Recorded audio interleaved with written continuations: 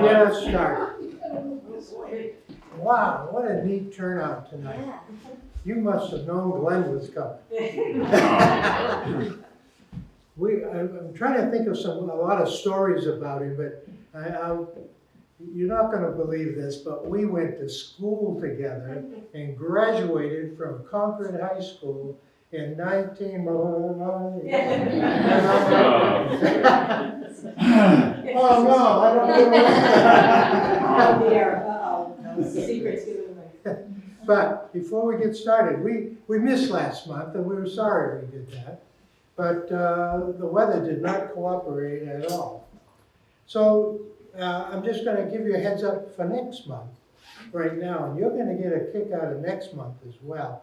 Do you all remember Ashley Miller, who was in charge of the Concord room at the library? Very, very nice lady. You win. She's now the state archivist, and her office is in the archives up on South Fruit Street. And she has agreed to come back and do a presentation on her work. I think she's going to talk about Concord a little bit, and then going to give us a really good inside scoop on what's up there on South Fruit Street. And by the way, if you're going down South Fruit Street and you look at that lovely building right across from Memorial Field, it's beautiful, and it's been expanded. So, Bill Gardner was the guy there for 30, 40, 50 years, I forget. So it's going to be a really good program. I want to remind you all that the Walk a Lecture series, they help sponsor this. And by the way, I assume you saw the traveling with Count Rumford thing somewhere. Glenn's daughter created that for us. So, I mean, it's got a multi-talented family. Oh, and by the way, there's a lovely lady in the audience named Kitty Rogers. So if you really want the true scoop, come and ask her. She may tell you the truth. I think she will. The Walker Lectures. We're really fortunate tonight to have with us John Kelly. John is one of the trustees of the Walker Lecture Series. By the way, the Walker Lecture Series is going to be one of the programs we present in 2 months, I think it is. But John, can you give us a quick update on how things are going with Walker Lecture? Thank you, Jim. Happy to say hello. I tell you that we are pleased. And the brochures over there. Yes, that's the essence of my blurb. That is to say, we have some brochures. We are pleased and honored to support the Concord Historical Society because we love the idea of hanging out with people who are intellectually curious and like going out and socializing and recognize the value of learning things. And that's one of the things that we do on Wednesday nights. So we will never conflict with a Thursday night Concord Historical Society presentation. And we invite you all to come to Walker Lectures as well. We have a webpage, walkerlecture.org. I have a few brochures right here, but I've also got a bigger handful at the table there, and encourage you to be on our mailing list through the webpage, or to take a brochure and to come out on a Wednesday night in order to warm up for a Thursday night. Thank you. Thank you, John. And I think some of you heard about us also last night at the Walker Lecture thing that was on the Appalachian Trail, which is one of those fascinating programs. So I strongly encourage you, if you have the time and the interest, you're going to get really good stuff from their programs. I appreciate what they do. Glenn Rogers. He's really a good guy. We actually were in school together. He's one of those students who paid attention and after high school went off to college. He went off to Tufts. He was there, graduated in '66, and then he ended up at Cornell with a PhD in 1971. So this guy has done some hard work in the area of chemistry. He was a professor at Muskingum College in Ohio for 5 years before he headed off to Allegheny College. And it's do any of you remember Mike Garrett? Yeah. He graduated from Allegheny College, and he was a history teacher at Concord High School, and we had the opportunity of having him. So I don't know if that had any influence over your going there, but I remember him Mike was terrific, later became a city councilor, et cetera, et cetera. But we're here to hear from Glenn, and it says on the program, he's Professor Emeritus of Allegheny College and author of Traveling with the Atom, a scientific guide to Europe and beyond.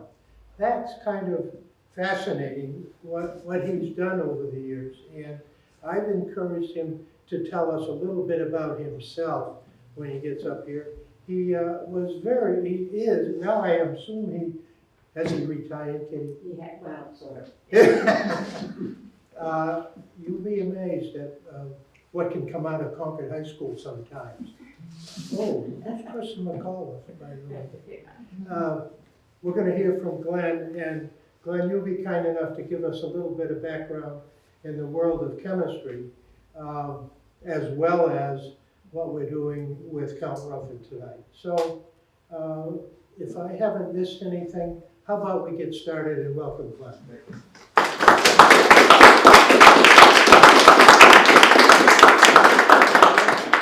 Okay, so let's get started. I think the most important thing, Jim is wanting me to talk about my background, but the most important thing is I'm a local boy.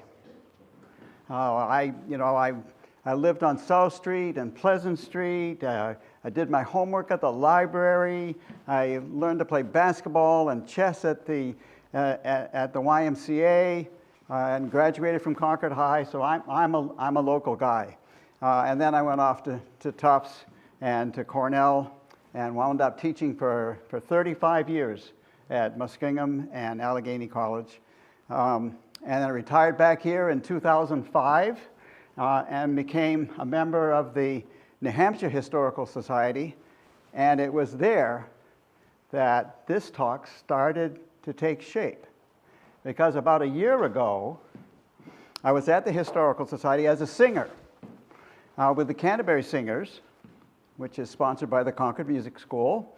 And we provided the music in coordination with a presentation about Canterbury and Enfield Shaker villages. And the director is right here. Kathy's right here. Kathy Southworth is right here.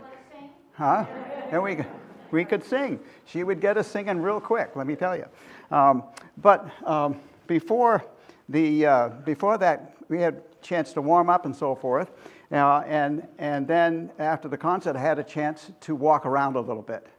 And when I did, on the right-hand side of the main hall there, I found this picture of Count Rumford. And Benjamin Thompson, Count Rumford, he's right up there so everybody can see him. You go to a lecture at New Hampshire Historical Society, that's who you see, Count Rumford on the right-hand side. And even more amazing is Countess Rumford on the left-hand side. A lot of people know about, a fair number of people know about Count Rumford, but not many people know about Countess Rumford. So I started reading some of the plaques there, and when I did, he was born in Woburn. He moved to Concord in 1772. He married Sarah Walker Rolfe. These are magic names to me. These are probably magic names to you as well. Rumford, Walker, Rolfe. These are magic names. I played in Nevers Band for 7 years, and we played at Rolfe Park. I attended Rumford School for 2 or 3 years. And my mother taught at Walker School for 25 years. So these are magic names, and of course the Walker Lecture Series too. Here we are, right? Sponsored by them. So I knew that Rumford was active in the sciences, And he was quite the character. I knew something about him because of my interest in the history of science. So getting to what Jim is saying, I was a professor of chemistry, and I loved studying chemistry. I loved teaching it. I loved writing about it. I loved guiding undergraduate students to do research in it. But I was always really fascinated with the history of chemistry and the history of physics. And a topic I put into my classes, sometimes to my students' dismay, but I was in charge, so that's the way that went. So when it came time to, one of the great things about teaching at a small liberal arts college is they have sabbatical leaves. And so I had, by the time I got to my third sabbatical leave, I said, I want to go where this history happened. And so I put together a sabbatical leave. It was a bit ambitious. It was a 9-week traveling in Europe. And Kitty and I set off to do this. And that's a long time to be traveling around in Europe. But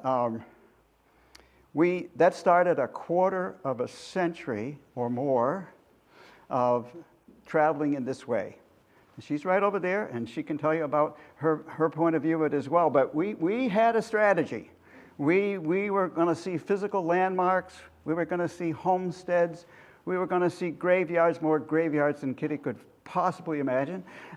Statues and laboratories and apartments in some of the most picturesque rural areas and some of the most elegant and romantic cities in Europe. So when I retired, I came back and said, I've got a lot of information about this. We took almost 20 trips abroad to see these kinds of things. So I decided, well, what the heck? And here's Kitty and I, by the way, lifting a toast to the scientific historical traveling in the Hofbrauhaus in Munich. And this was always a good part of what we did. Drinking. Yep. And so I decided to put together a book. And as Jim mentioned, it was called Traveling with the Atom, a scientific guide to Europe and beyond. And I put it together. It was published not too long ago, much to my total amazement, by the Royal Society of Chemistry in the United Kingdom. I to this day, don't really quite believe that happened that way.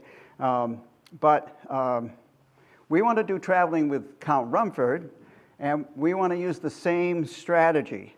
We want to see some of these landmarks. But you have to be warned that this is an incredibly complicated man. He did some wonderful things and invented a number of things. I'm not going to talk very much about these inventions and scientific things, except every once in a while. But you can see some of the things he invented, some of his scientific contributions. But he was complicated. Here's some personality characteristics of him. Some of them are pretty favorable, and some of them are not very favorable. I guess you could say he exuded charm and chutzpah, and he careened essentially from one topic to another and from one amazing city to another. So when we're going to start with traveling with Count Rumford, and it's going to be a wild and crazy ride. So you got to hang on to your hats here because it's going to get pretty wild. So let's see what we can do. It turns out he was born in Woburn, 1753. There's a Rumford Museum there. You can go down there, and you can. It's a National Historic Landmark. It's open. You probably should check the website to make sure exactly when it's open. But the latest data that I saw was it was open on weekends and free admission. And when you go there, they can be ready for you, particularly if you talk a little bit with them beforehand. When we went, they had it all set up for us, and they had a display of documents, and it was great fun. The man in the back, probably you can't see him quite as well as I can. He's showing me a Rumford lamp, but he was born there. And there's his cradle. Okay? And it's in front of a Rumford fireplace. We'll talk about Rumford fireplaces in a moment as well. So you can go down there and see that. And I should mention, I don't want people to worry too much about trying to write down where you can go. So maybe I'll get Jen, if you could pass out one of these. So this is a list of some of the places I'm going to mention. It's going to tell you the addresses of it and how you can get there and so forth. So, it not only is there a Rumford Museum, but there's a statue of Count Rumford in Woburn. And down at the lower left it says, donated to the town of Woburn by the King of Bavaria. How's your hat doing? Right? The King of Bavaria gave them that statue. And you can get up close and read it. And, you know, how did this happen? It's a fascinating story. How did this guy wind up being a count from Bavaria? How did that happen? He was just an ordinary fellow. He lived in a farmhouse. He was a precocious young man, but had very little formal education. He had a few apprenticeships, some opportunities in Boston. They say that he was always constructing some little machine or studying a book of science. He tried to repeat Benjamin Franklin's kite flying experiment in a lightning storm. This is not a good idea. It wasn't a good idea for Benjamin Franklin. It wasn't a good idea for Benjamin Thompson either. This is not a good thing to do. And he did survive it pretty well. At 16, he wound up staying in an attic room in what is now the Old Union Oyster House. The Boston Massacre occurred not many steps from his room there. But his apprenticeship ended with a bang, a literal bang, because he wanted to make fireworks. So he decided when he had the materials that they weren't quite fine enough. So he ground them and pounded on them, and they exploded in his face. And he was badly hurt, and he had to go home to Woburn for a time, and the apprenticeship was definitely over. So what do you do next? Well, I know what you do next. You teach, right? So teaching became a source of income in 1772 or so, when Reverend Timothy Walker, here we go, right? Here we go. Timothy Walker of Concord, but formerly of Rumford. The town of Concord was called Rumford before it was called Concord. And he offered Benjamin Thompson a job to set up a school here. So I threw this in as well. So there's a picture of City Hall. And we were originally the plantation of Pennacook. And then we were Rumford from 1733 to 1765. And then we were Concord. So that's going to turn out to be pretty important. It was called Rumford, by the way, because that means wide river crossing. And the Merrimack then crosses back and forth all through Concord, and that's why it was called Rumford. Now, I also decided to put this in as well. Here's a picture of the Reverend Timothy Walker's house, and I'll bet you know where it is. Many of you know where this is. It's about 3 houses down from here. So the Reverend Timothy Walker house on North Main Street, and you go out there, there's a plaque in front of it, and so forth. But here's another view. It's kind of hard for you to read from there, but this is a plaque. And in a second, I'm going to ask you if anybody knows where this plaque comes from. But it's of the Reverend Timothy Walker house and tells us about it. A little hand-drawn diagram there. Does anybody know where this is? Next to the state library? Pardon me? Is it next to the state library? Bicentennial Square. It's in Bicentennial Square, right, which is pretty close to the state. 2020. Concord Okay, and it's in Bicentennial Square, and when I met with Jim down at the coffee house down there, the Brothers Cortado Coffee House, which is a great coffee house, I recommend it to all of you, and it is from Bicentennial Square, and for those of you who don't know, it is just a really wonderful place. And we've got tiles, drawings, and so forth, and they've got plaques all over the place celebrating a number of things. So it's a great place to go. And Jim walked me around a little bit and talked a little bit about his contribution to putting that together. But there are plaques that celebrate the quarries and the Concord coach and railroads and so forth.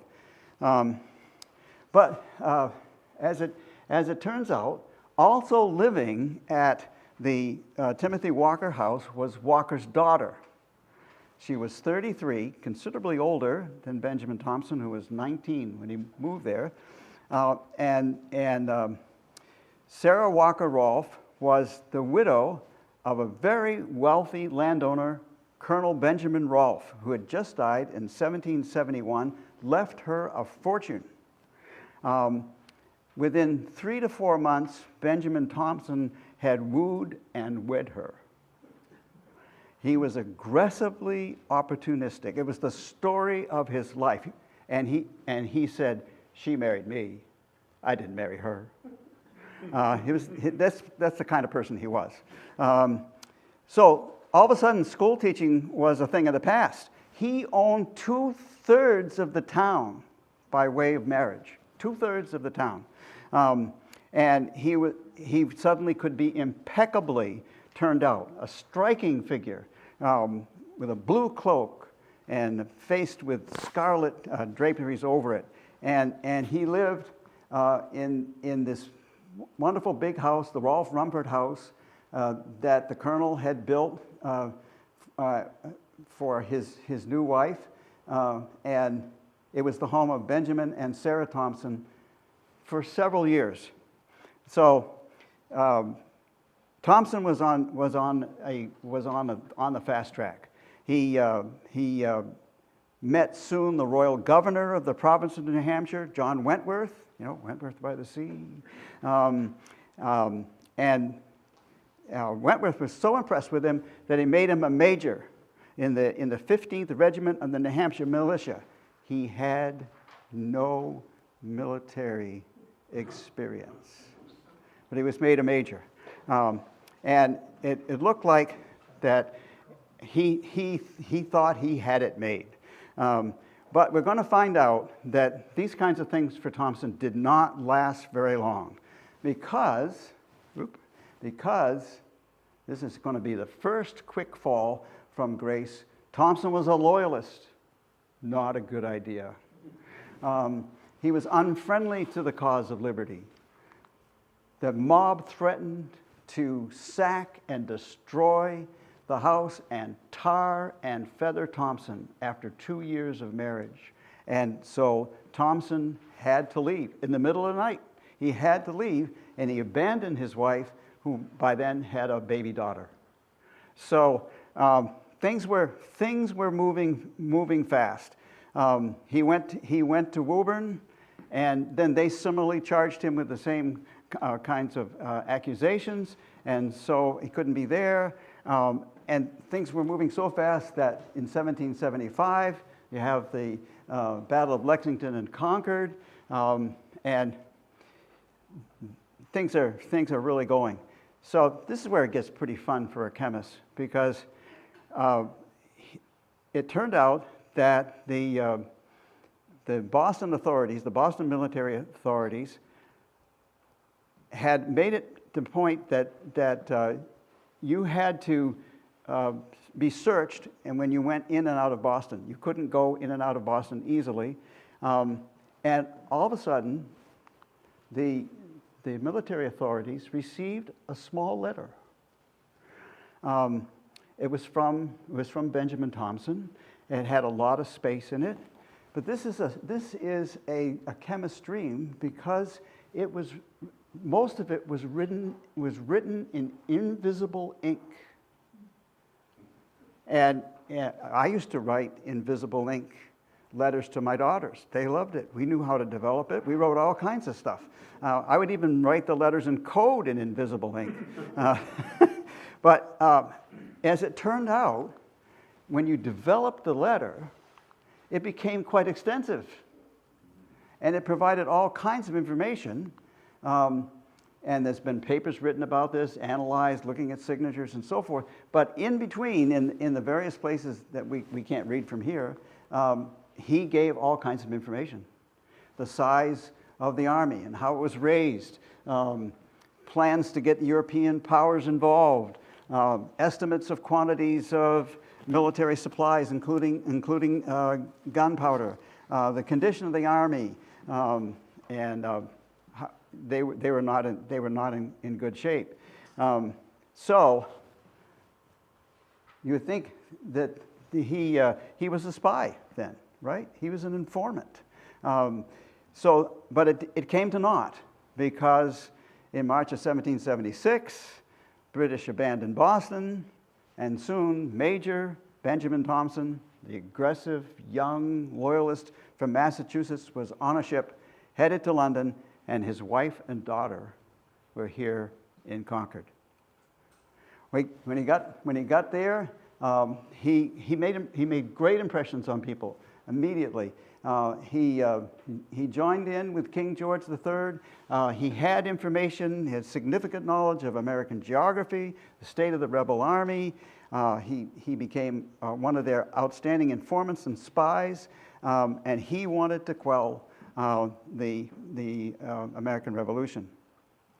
At the same time, he had a strong interest in science. Now, he had already exploded the gunpowder, right? But he decided to do some other experiments with it, maybe a little bit more carefully this time. And so he set it up here. So he had a rifle here, and it was suspended. And then you've got a sort of a drum-like apparatus over here. It's suspended. And he could put various formulations of gunpowder in there. And as you probably know, it's made up of sulfur and charcoal and potassium nitrate. He could vary the amounts. He could make it moist or not. And it was such a great set of experiments that he was elected as a member of the Royal Society. Now, it was a little easier to be elected as a member of the Royal Society then than it is now. But nevertheless, all of a sudden, it's Benjamin Thompson, Esquire, FRS, Fellow of the Royal Society. So but once again, it didn't last very long, because the American Revolution continued. His information didn't seem to be holding the day. He started to fall out of favor. So he decided he had to come back here and see what he could do. So what he did was to form a company of dragoons. Now, dragoons, there was the King's American Dragoons. They're infantry who arrived by horse, and dragoon is related to the French word for dragon. It refers to the guns being carried by the cavalry soldiers, which breathed fire like a dragon. But the Loyalist cause was pretty much not going to work, and dragoons, they deserted even after even though he had some of them shot. He was that kind of guy, and he returned to England and falsely claimed success in having had something to do with quelling the American Revolution. And at that point, he's able to sit for a portrait as a lieutenant colonel. Of course, he claimed by then he was a colonel, because that's the way he did things. So he sits for this wonderful portrait. That's the one that's in the New Hampshire Historical Society. And as a portrait, as a full colonel. So what happens next, right? He's not particularly well favored in the United Kingdom, so he starts are going from place to place, and military opportunities arise. Where's your hat? Military kind of opportunities arise in Bavaria. What? What are you talking about? This is a wild and crazy guy, and he, Bavaria is part, was at that point was part of the Holy Roman Empire. Down at the bottom there, you can see the Holy Roman Empire lasted for well over 900 years. And you can see where it is with Austria on one side and France on the other side, and parts of what we now recognize as Germany in there as well. And he's got a retinue, and he's got a uniform, and he's well outfitted, and he just goes around kind of parading around and looking very very impressive. And all of a sudden he finds favor with Charles Theodore, the Elector of Bavaria. Now, it's interesting here that there were 7 electors of the Holy Roman Empire, and together they were referred to as the Electoral College. Not quite the same as our Electoral College, but that's how they were referred to. But the problem is that he's still a subject of King George III. So he returns to England, to London, where King George III knights him for his service. How does this work, right? Come on, I mean, really. So now he's Sir Benjamin Thompson, Esquire, FRS, and he moves to Munich.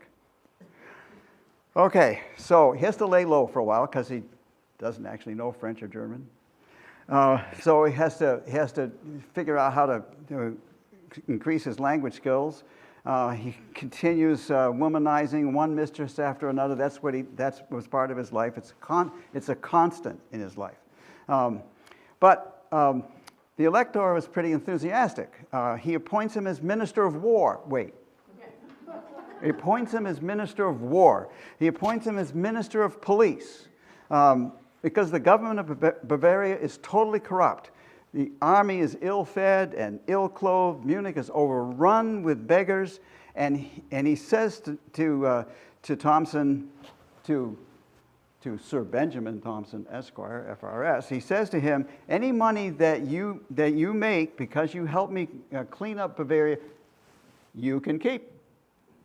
So he goes to work, and food and clothing are 2 of the main problems with the army. So he does a few experiments, and he finds out that we would think this is pretty obvious, but it wasn't at the time, that cotton was best for the summer, and various kinds of wool was best for the winter. And sure enough, he puts together a program where we can make new uniforms for the beggars are conscripted. There's one report of 2,600 beggars arrested and taken to a military workhouse where they were clothed and fed and provided with medical care, in return for which they made the uniforms. They were fed Rumford soup. Doesn't look too good to me, but interesting thing about that is that potato, it wasn't clear at that point whether potato was poisonous or not. Some people thought it was poisonous and some people did not. But he was pretty convinced that it wouldn't hurt anybody, and so that was part of Rumford, of the Rumford soup. Many of these beggars, by the way, turned into useful, patriotic citizens. And as a result, Sir Benjamin Thompson, FRS, becomes something of an idol. There's no term in his title for idol, but that's okay. So he established what was called the English Garden, a marshy ground on the banks of the River Isar, and he opened in 1791. He built paths and bridges and dams and Greek temples, and a Chinese pagoda, which I kind of think is pretty neat because it's now a beer garden. So you can go there. We didn't get up there when we get with the English garden, and get yourself a beer, a large beer, of course, because you're in Bavaria. This is a place, if you go to Munich, you have to go there, because it is an amazing. You can wander around, you can take a picnic, you can go to the temple, you can go to the pagodas, and so forth. It's a great place to be.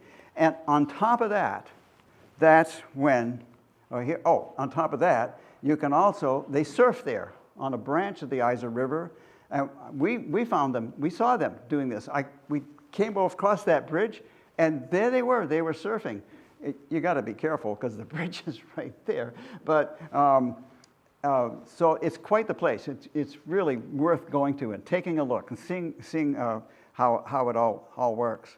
And on top of that, he becomes a count.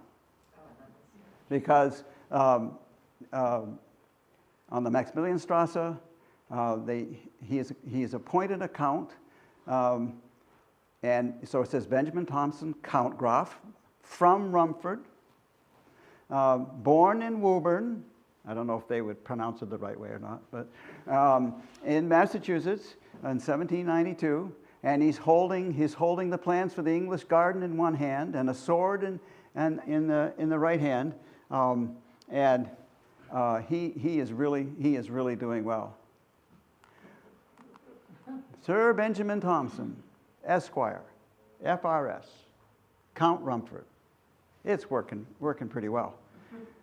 Now we won't do the quick slide right now because for the moment let's talk about Sarah Thompson, his daughter that he abandoned.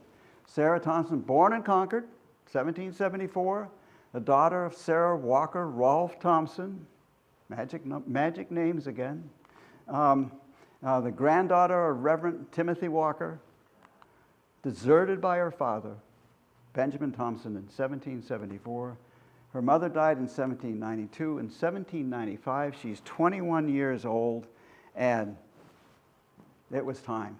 The Count visits London. He writes to his daughter, and sure enough, she arrives in London.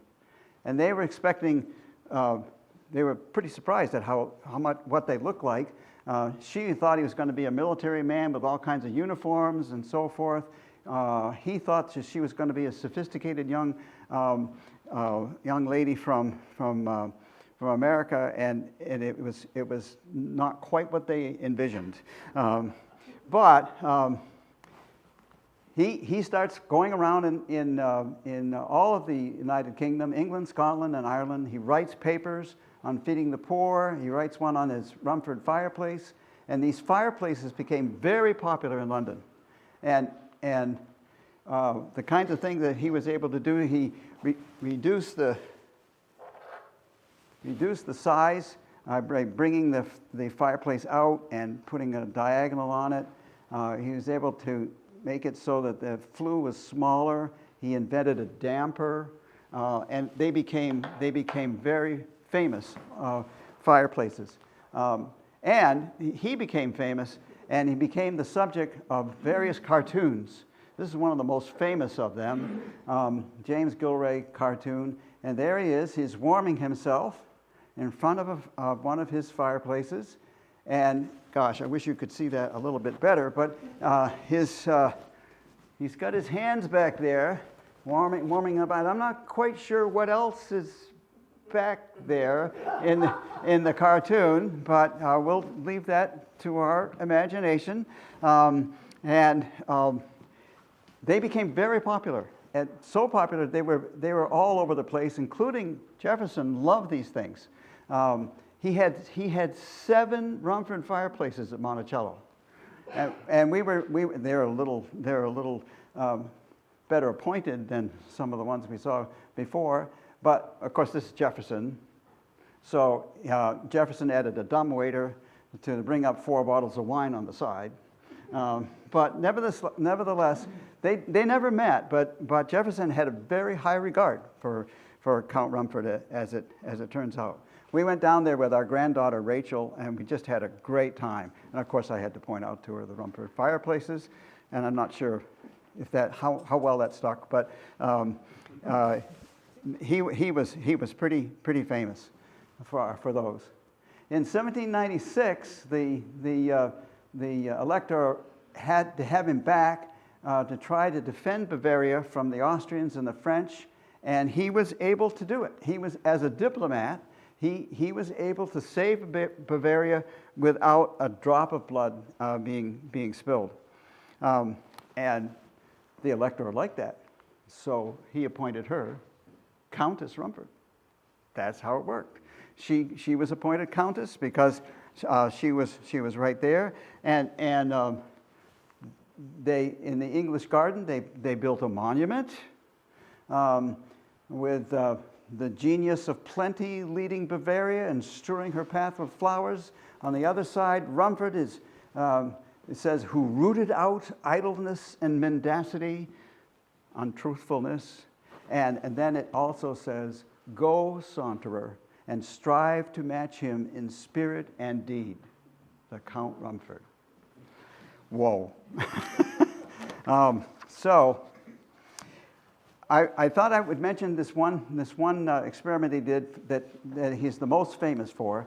And as the Minister of War, he had to figure out how the best way to prepare cannons and how to bore them out. And this is actually it comes from the Rumford Museum. You got two horses down here, and they're moving around, and then that motion is transferred this way, is connected to a cannon, and then the boring part of it is on the boring, Anyway, the actual making of the cannon is on the right-hand side, and here's Count Rumford feeling the heat produced by the cannon boring experiment, and that raised the issue of what is heat? Is it an element? What is heat? No one really knew. This is a slide of Antoine Lavoisier. We'll get back to him a little bit later, but Lavoisier, one of the first comprehensive list of elements, and sure enough, there's got elements that we recognize, elements that he named as well, and things that we recognize here, but light and heat were considered by Lavoisier to be elements.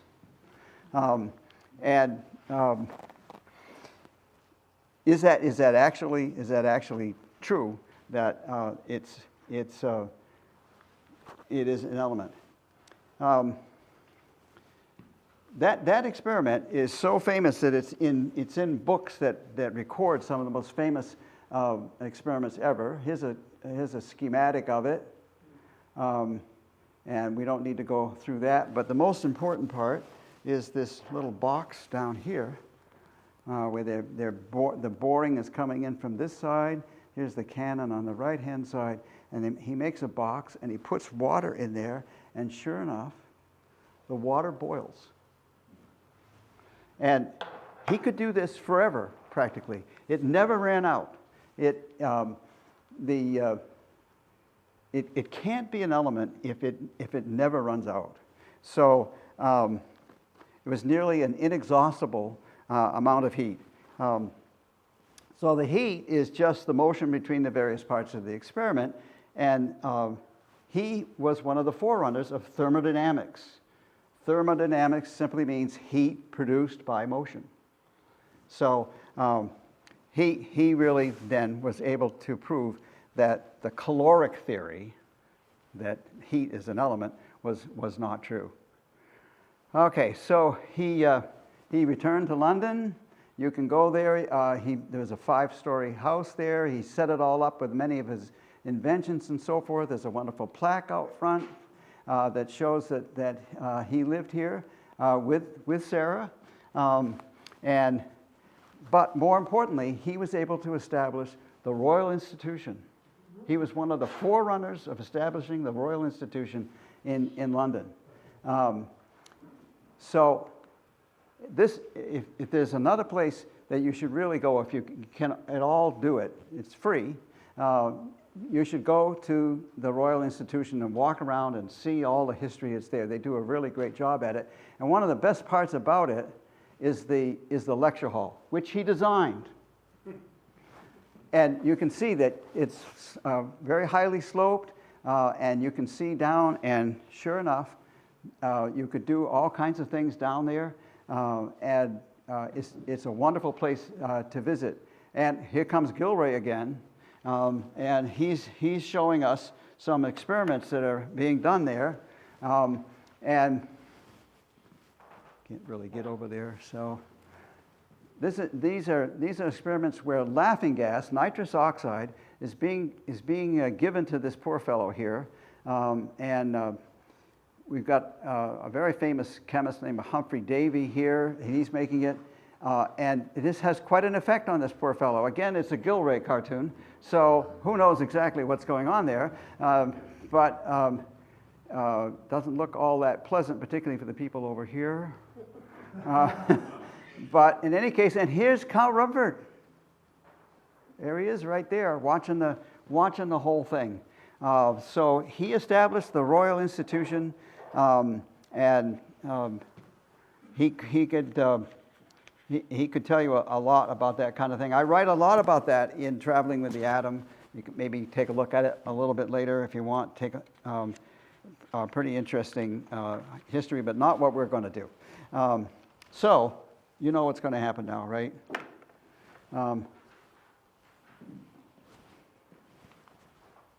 The third quick fall from grace. Okay, so laughing gas has the last laugh. I decided to throw that in. He had a falling out at the Royal Institution. He wanted to do things that they didn't want to do. They essentially kicked him out, or he had to leave. It became so unpleasant, and he escaped. Where did he escape to? Paris. He decided to escape to Paris because he met the widow of Antoine Lavoisier there. And Lavoisier, again, there's a lot of history there we won't go through, but Lavoisier is often called the father of modern chemistry. He was beheaded in the French Revolution, the Place de la Révolution, now the Place de la Concord. And they were told when they beheaded him, the Republic has no need of the men of science.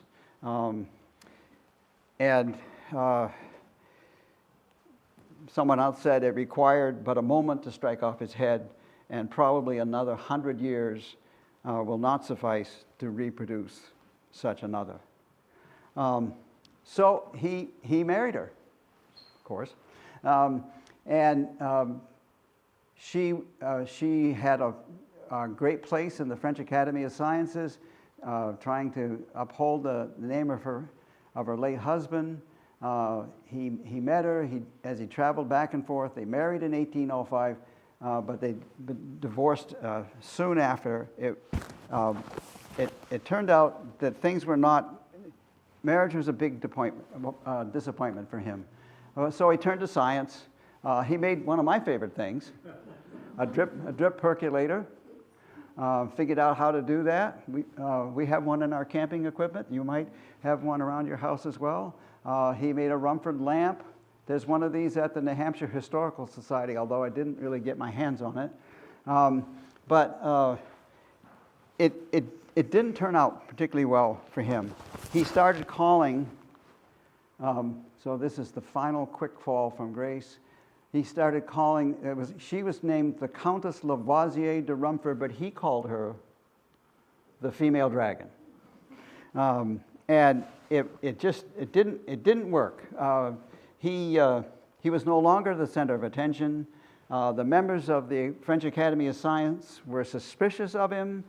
He felt trapped in Paris. Things at the Royal Institution had not gone well. And he said, I have a rather deep-laid plan to put into execution. And he was in good health. He was in never better health. But he was found, people observed that he was in a great hurry to finish up something. People asked him what was happening and if maybe there's going to be an addition to his family. No, he says, I only expect to go away myself. As it turned out, he died of a nervous fever that took only 2 or 3 days to kill him. But was it a deep-laid plan? Is that a pun? What is he trying to do here? Kitty and I went to his grave near Paris. I was able to sort of drag Kitty there because I promised we'd go to a neat cafe that was close by. So we went, but we found the grave is not well attended. It says the right things. At the memorial of Benjamin Thompson, now it's in French, Count Rumford, born in 1753 at Woburn, don't know how they pronounce it either, near Boston in America, and he died in 1814. What happened there? You can hardly, it's very badly attended. You can hardly read anything there. If you get close enough to this particular one, you can make out and translate it to a famous physicist, philanthropist, enlightened discoveries on light and heat have illustrated his name. His work to improve the lot of the poor will always make him cherished by humanity. But there's pretty good, it's speculation of course, but there's pretty good evidence that he faked his own death. He found a beggar, they buried him in the grave. Be a great place to do some DNA analysis, wouldn't it? So that's the story with Rumford. We've looked at inventions and so forth. We've looked at scientific contributions, military kinds of endeavors, diplomatic endeavors, economic and philanthropic. He was quite the guy. We've been. So that's the life and death.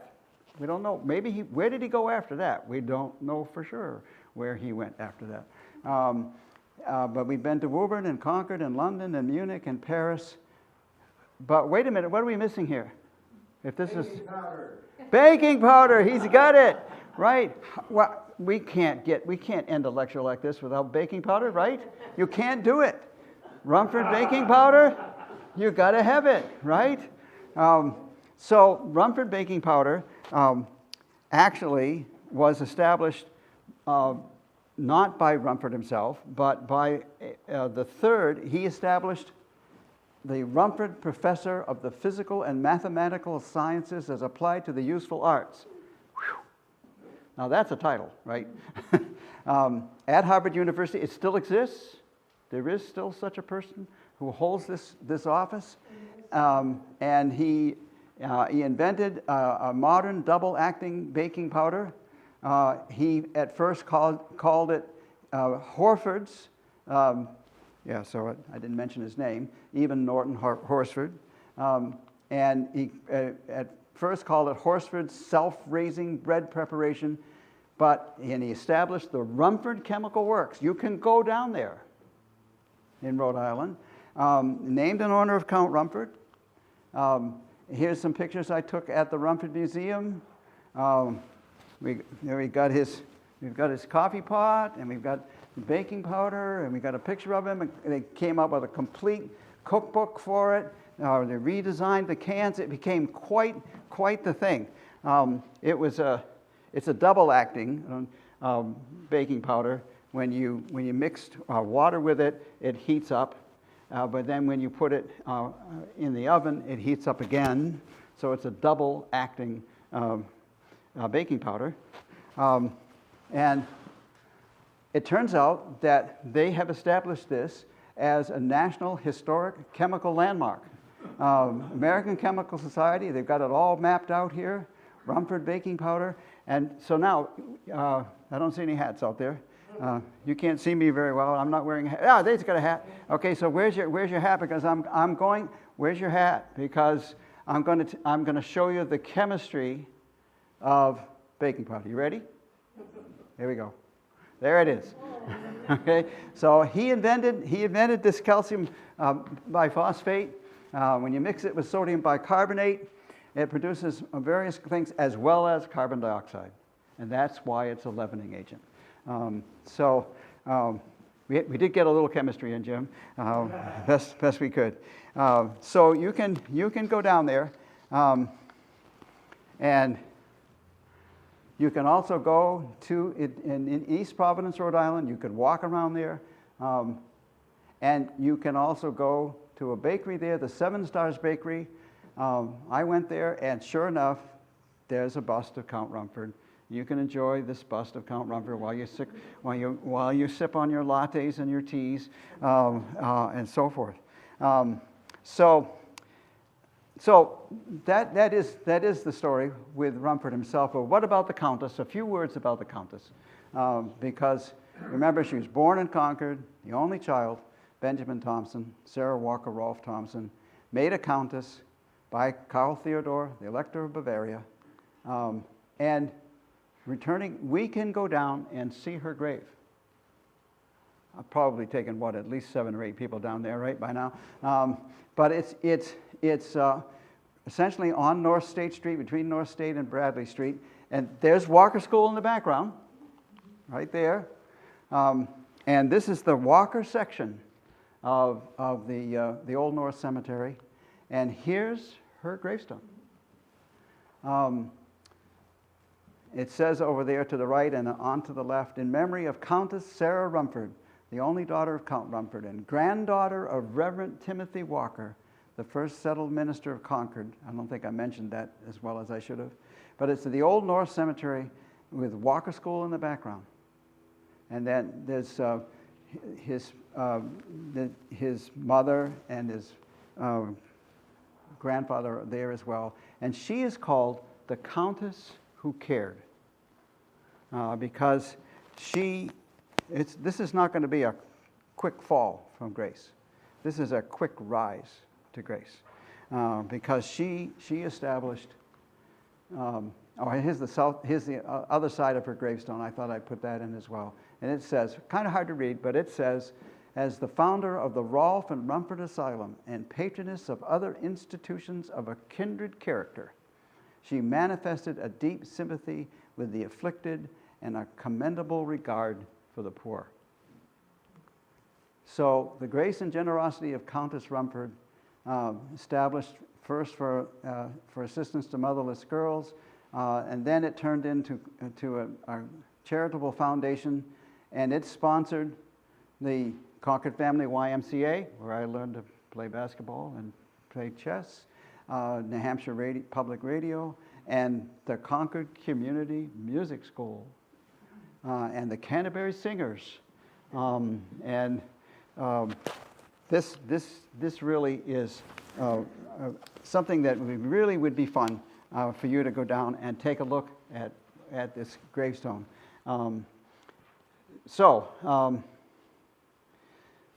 There we have it then. That's some. I hope you've enjoyed traveling with Count Rumford, and the spy, the lover, the scientist, the inventor, the diplomat, one amazing character. And we have some handouts that have been going around that tells you the names and addresses of all these places, and I would be glad to answer any questions that you might have. How do you beat that?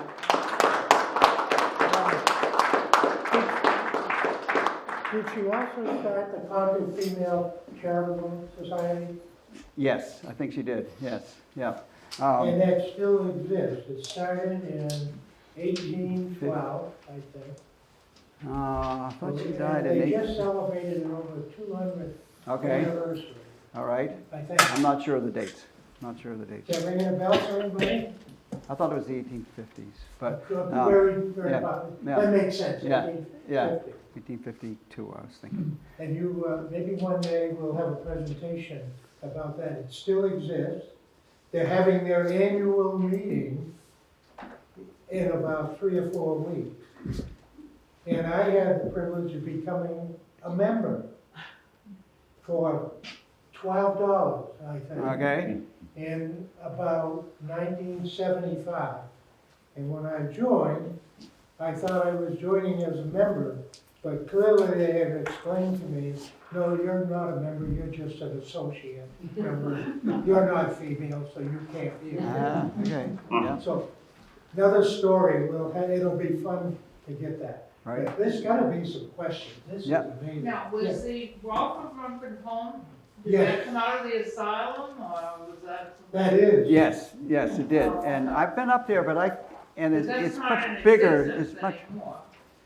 well, the Rolf Rumford home was destroyed, but the asylum is out by Conant School. I think you can go up on a hill there and Well, that's a where very the good Rumford point. that was the second one. I mean, Yes. There was the one down Hall Street there, right on the Yes. point. Yeah. yeah, That's the same one.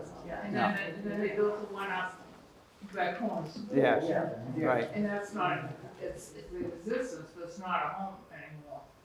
I'm not sure. I'm not now, but entirely I've sure. I had- tried to find out about that, but I've had a couple of the girls tell me that they grew up there. Yeah. And it may still exist. So they went to common school with them. Does it still exist? Yes, it still exists. It's like a assisted living facility for Yes. people, because we've delivered books up there, Jim. Okay, Wouldn't that be fun to have a presentation on that? yeah, that would be. Well, there's Some gotta other be more questions? One back there, Jim. So, when did Sarah die? I think it was 52. You may have to repeat the question. He asked, when did Sarah die? Oh, we can't get back to the slides now. 1952. Let's go back here. It Says was like it's 1891. 1891. 1891, yeah. That's Abigail. That's Abigail, but Oh. 1891, you got it? Okay. Abigail. Okay, so we're thinking 1891. I don't think that's right, though.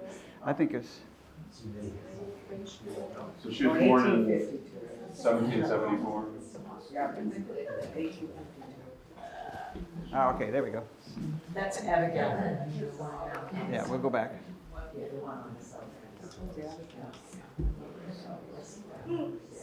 Okay, so, Yeah, that's something else. it doesn't actually say. You can ask Google. Yeah. Is he here? Yeah. Is she here? She is. 1852, okay, here we go. Okay, Uh, now the question. Oh, was that the question? That was the When- question, but, okay. did she have any children, or? She did not. She had adopted children, and one of them wrote quite a testimonial biography, and she's the one who says that the death was suspicious, that it happened too quickly. Oh, Rumford. Of Rumford, and that he could very well have taken a beggar off the streets and had him buried there, and he went someplace else. But who knows for sure? But DNA, we could find out, right? We have Countess Rumford here. We got maybe somebody there. We could find out. Some other questions? Are there any living descendants now? Not direct descendants, because she didn't have any children. But there was an older. There are half descendants, I guess. There was a half brother and so forth. So there are descendants, yeah, but not direct descendants from the Countess. Any others? Yeah. Why did he move from Woburn to Concord? Because he was offered this teaching position. Here comes, got Walker, Timothy Walker, and actually Walker supervised teaching positions in Woburn as well, and he knew that this young man had a certain amount of ability, and so he offered him the position in Concord, and he moved here. And within 2 years, within 4 months he was married, and within 2 years he was driven out of town. Yeah. Do you know what the fuel was that was burned in that lamp? Was it whale oil or was it kerosene or? I think it was paraffin? whale oil. Whale oil? Yeah. Yeah. And it was. Smoke period. Yeah, and he made up various formulations, maybe starting with whale oil. Not entirely sure, but it burned steadily. That was the source of the oil was right up there by the wick, and so it burned steadily for hours. It never went down. Well, wonderful. Thanks so much for all your attention. It was great fun. Great fun.